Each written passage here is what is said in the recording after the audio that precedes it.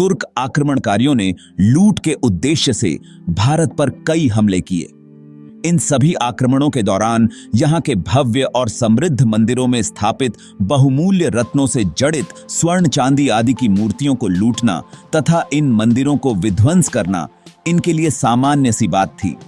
आपका बिल्कुल टाइम खराब ना करते हुए आगे बढ़ते हैं, तो प्लीज आप भी आगे बढ़ने से पहले एक छोटा सा लाइक और सब्सक्राइब बटन प्लीज दबा दीजिए। कालांतर में इन विदेशी आक्रमणकारियों के द्वारा प्रख्यात हिंदू मंदिरों को विध्वंस कर मस्जिद बनाने का सिलसिला चल पड़ा। इनमें प्रमुख रूप से बाबरी मस्जिद अयोध्या, जो अब सुप्रीम कोर्ट के आदेश पर अब राम मंदिर का निर्माण हो चुका है, ज्ञानवापी मस्जिद वाराणसी, शाही ईदगाह मथुरा श्री कृष्ण जन्म स्थान के पास और कमाल मौला मस्जिद, धार, भोजशाला आदि का नाम शामिल है। मध्यकालीन भारतीय इतिहास में मंदिरों को विध्वंस कर मस्जिद के रूप में परिवर्तित करने का पहला उदाहरण है अजमेर स्थित अढ़ाई दिन का झोंपड़ा। अढ़ाई दिन का झोंपड़ा केवल अजमेर ही नहीं बल्कि हिंदुस्तान की ऐसी पहली मस्जिद है जिसका निर्माण मंदिरों के खंडहरों पर किया गया है। अढ़ाई दिन का झोंपड़ा नामक मस्जिद का निर्माण किसने करवाया, यह मस्जिद कितने दिनों में तैयार हुई और फिर इस मस्जिद के निर्माण में प्रयुक्त मंदिरों के जो शिलालेख मिलते हैं वह किन हिंदू स्थलों की तरफ इशारा करते हैं, यह सब जानने के लिए इस वीडियो को पूरा देखें। कुतुबुद्दीन ऐबक को भारत में तुर्की राज्य का संस्थापक माना जाता है। वह दिल्ली का प्रथम तुर्क शासक था।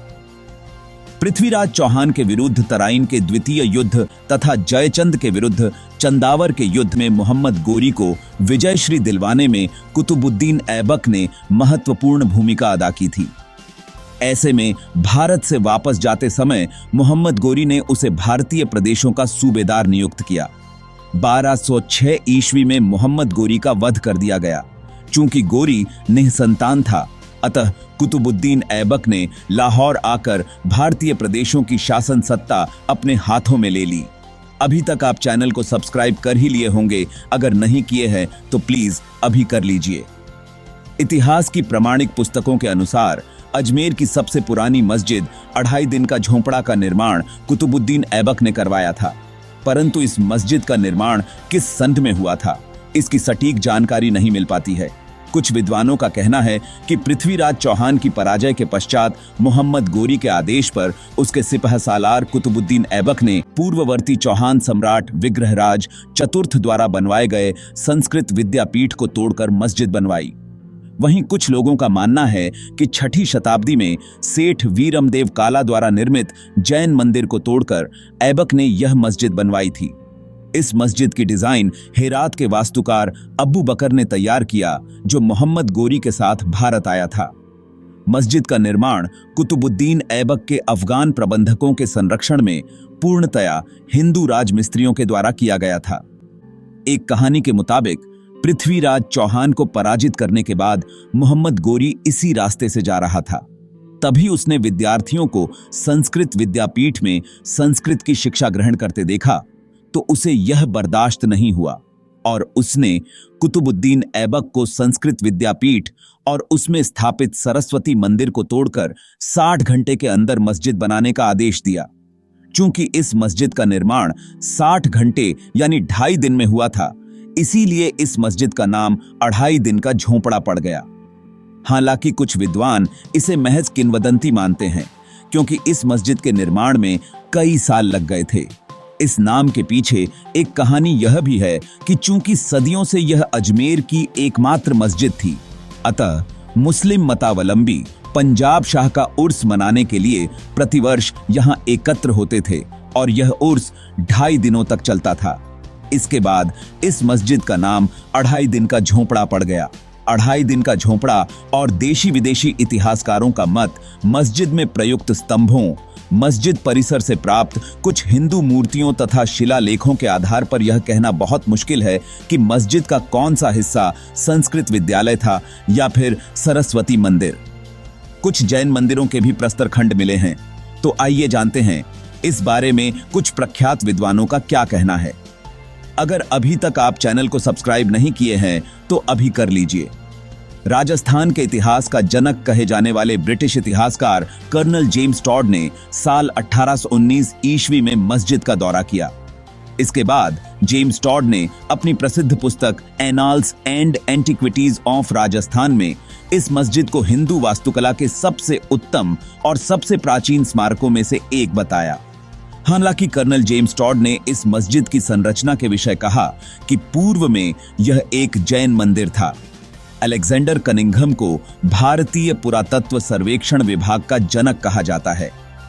अलेक्जेंडर कनिंघम ने भारतीय पुरातत्व सर्वेक्षण के प्रथम निदेशक के तौर पर तकरीबन 15 वर्षों तक काम किया। उन्होंने कर्नल जेम्स टॉड के कथन को नकारते हुए कहा कि यह मस्जिद पूर्व में केवल जैन मंदिर नहीं हो सकती, क्योंकि इस इमारत के स्तंभों पर मां काली के अतिरिक्त हिंदू देवी देवताओं की 4 भुजाओं वाली कई आकृतियां उत्कीर्ण हैं।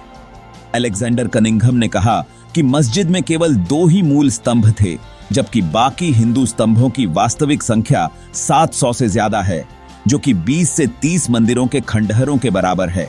ऐसे में यह कहना लाजिमी होगा कि इसमें ज्यादातर हिंदू मंदिरों के खंडहरों का इस्तेमाल किया गया है। अलीगढ़ मुस्लिम विश्वविद्यालय के संस्थापक सर सैयद अहमद खान ने अपनी किताब आसार उस सनादीद में लिखा है कि अजमेर की मस्जिद 2.5 दिन का झोंपड़ा का निर्माण हिंदू मंदिरों की सामग्री का इस्तेमाल करके किया गया है। वहीं इतिहासकार सीताराम गोयल ने अपनी किताब Hindu temple what happened to them में भी सर सैयद अहमद खान की पुस्तक आसार उस सनादीद का ही हवाला दिया है।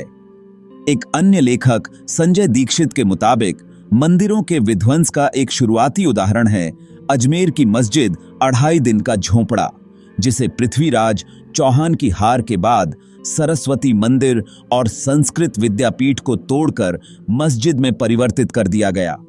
जैन मुनि सुनील सागर ने जैन संतों तथा अपने अनुयायियों के साथ स्मारक का निरीक्षण किया, हालांकि मस्जिद के मुख्य भाग में जाने से परहेज किया। स्मारक भ्रमण के पश्चात जैन मुनि सुनील सागर ने कहा कि मैंने 2.5 दिन का झोपड़ा देखा और पाया कि यह केवल एक झुग्गी नहीं बल्कि एक महल है। मैंने रामायण और महाभारत के कई प्रतीकों को देखा। मुझे हिंदू धर्म की कुछ टूटी हुई मूर्तियां भी मिली। फिर भी विडंबना यह है कि इसे मस्जिद कहा जाता है। भारतीय पुरातत्व सर्वेक्षण विभाग ने अपने सर्वे के दौरान मस्जिद परिसर से कई शिलालेख और मूर्तियां बरामद किए। अजमेर संग्रहालय में प्रदर्शित इन महत्वपूर्ण साक्ष्यों को आप आसानी से देख सकते हैं। मस्जिद परिसर से बरामद शिलालेखों और मूर्तियों से जानकारियां प्राप्त होती हैं, जो शिलालेख में चौहान शासक विग्रहराज चतुर्थ के दरबारी कवि सोमदेव द्वारा लिखित पुस्तक ललिता विग्रहराज के कुछ अंश हैं। पुस्तक ललिता विग्रहराज में सोमदेव ने विग्रहराज चतुर्थ और इंद्रपुरी की राजकुमारी देसल देवी के बीच हुए प्रेम संबंधों का उल्लेख किया है। अजमेर संग्रहालय के अतिरिक्त पुरातत्व विभाग के द्वारा मस्जिद परिसर के बरामदे में भी बड़ी संख्या मंदिरों की जीर्ण शीर्ण मूर्तियां रखी हुई हैं। मस्जिद परिसर से प्राप्त शिलालेखों से यह जानकारी मिलती है कि मस्जिद से पूर्व यहां संस्कृत विद्यापीठ था, जिसका निर्माण अजमेर के चौहान शासक विग्रहराज चतुर्थ ने करवाया था। विग्रहराज चतुर्थ न केवल एक विजेता था, अपितु विद्वान भी था। विग्रहराज चतुर्थ ने संस्कृत भाषा में हरकेली नामक नाटक की रचना की। इस संस्कृत विद्यापीठ के स्तंभों में विग्रहराज चतुर्थ ने हरकेली नाटक की पंक्तियों को उत्कीर्ण करवाया। विग्रहराज चतुर्थ द्वारा निर्मित संस्कृत विद्यापीठ की मूल इमारत चौकोर थी, जिसके प्रत्येक कोने पर मीनार और छतरी गुंबद के आकार का मंडप थी। संस्कृत विद्यापीठ के पश्चिमी हिस्से में देवी सरस्वती का एक मंदिर विद्यमान था, जबकि जैन मतावलंबियों के अनुसार पूर्व में यह जैन मंदिर था, जिसका निर्माण 6ठी सदी में सेठ वीरमदेव काला के द्वारा पंच कल्याणक पर्व मनाने के लिए किया गया था। अगर ये वीडियो आपको अच्छी लगी है तो चैनल को लाइक, सब्सक्राइब और शेयर जरूर कर दीजिए। आपका एक सब्सक्राइब हमारे लिए बहुत मायने रखता है। धन्यवाद।